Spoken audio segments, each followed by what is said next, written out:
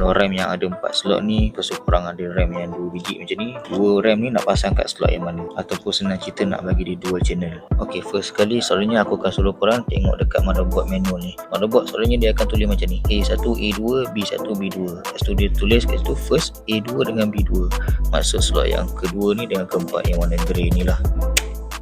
Cara kedua, selalunya aku akan suruh korang tengok manual kertas dekat motherboard korang tu. Tapi kalau korang dah terbuang, korang google je korang punya motherboard macam ni, B460M DS3H B2, korang google, korang cari product sheet and then manual, korang dah tengok lah configuration RAM macam mana diorang pasang. Standard kalau custom ni dia punya configuration sama je, dia akan pakai 24 macam ni. Tapi korang kena tengok juga manual, sebab aku pernah nampak server macam HP, dia punya configuration dia lain sikit, nak bagi dual channel. Dia punya configuration last time aku dah perasan dia jenis 1-2, dia kena pakai slot yang pertama, slot kedua dan jadikan 2 channel. Nak confirm dan korang pakai dual channel ke tidak, korang boleh pakai CPU Z ni. Select memory, korang boleh tengok kat bahagian channel ni, kalau tulis 2x64 bit, maknanya korang dah 2 channel lah, ataupun dia tulis dual channel dekat dalam bahagian kotak channel tu.